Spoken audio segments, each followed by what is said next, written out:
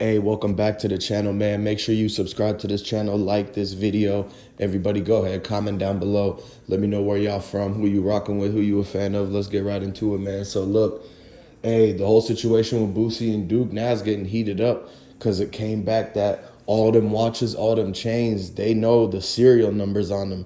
So they can figure out exactly how much everything is worth, and they can figure out if they turned them in or if they melted them down. Unless they melted them down, if they sold them, they could know exactly where it is, man. So like, even they hitting up all the cash for golds, they hitting up everywhere that you go to melt down the jewelry, and so they making sure to let them all know, keep an eye on these watches, keep an eye on these type of chains that come in. If you see the serial number on this type of watch, that's what they'll be telling them right now.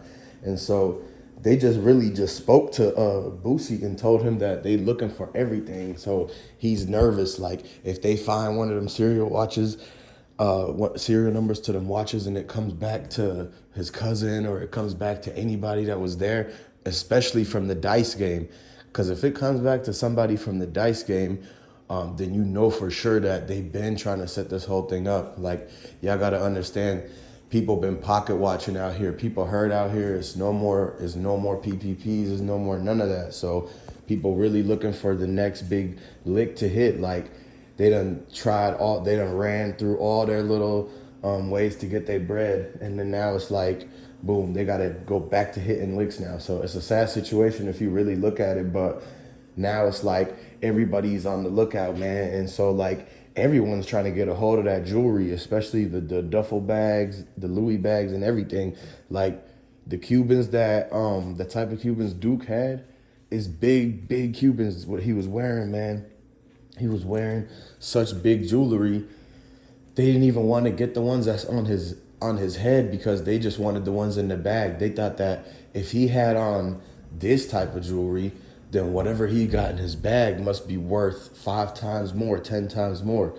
So they're like, what is he hide if he's wearing this in public? Like, what is he actually hiding? That must be the real loot. So that's really like the motivation that got him. Plus the fact that Boosie told him exactly, boom, boom, boom. Here's the play. Like, if you really look at the situation, it's just a green light. Like, go and look at the fact. You could tell that at that dice game, Boosie gave the green light, man, allegedly. And so everything that took place after that is just from them running the game, running the play, basically. So you can't say that in that parking garage, in that parking spot, whatever happened, like they were all supposed to be moving together. So I don't understand how something like that could happen and it's like a whole group of people right over there and they don't get touched or nothing like that. Like they done damn near watch the man run up on Duke and run off and get away and everything like that. So, and they didn't get touched. Nobody said nothing. Now it's like in that parking garage and stuff, it's 2 different sections. So if Duke park in one section and Boosie and them park in another section, it ain't that far away. They should be able to get from one parking spot to the other. Like they were actually close. So Boosie and them could have really like picked up Duke from the doorway, or they could have actually literally had some security walk with him. If they would have just had the security walk with him, because he's carrying his bags, he didn't have enough time to get to his piece. You got to understand, you can't have your hands full in situations like that. Anytime you have your hands full, you got to make sure to look around, see who's there. You can't even trust the people around you. Like a lot of time these days, most of the things that happen to people is from people they know or knew in the past. And so it's very rare now. It's like you don't really get that the type of people who are around you. Like they don't last forever nowadays. You know what I mean? So that kind of stuff is rare. So you got to always be on your toes. Just basically head on a swivel, making sure you take care of yourself. Because at the end of the day, no one else is going to look out for you other than you. You can't rely on security to protect you. You can't rely on another man or whatever to protect you. You got to basically do it yourself. So whatever way you gonna make sure that you get the drop or whatever before anybody else does, or somebody following you, like in the situation with Duke.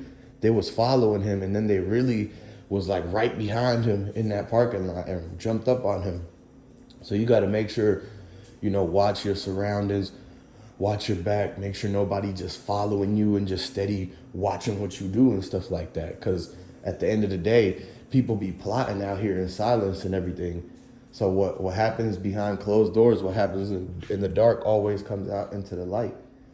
So y'all got to basically come to the realization that it's actually the people that was around Duke was basically, hating, jealousy, pocket watching, like all that adds to it.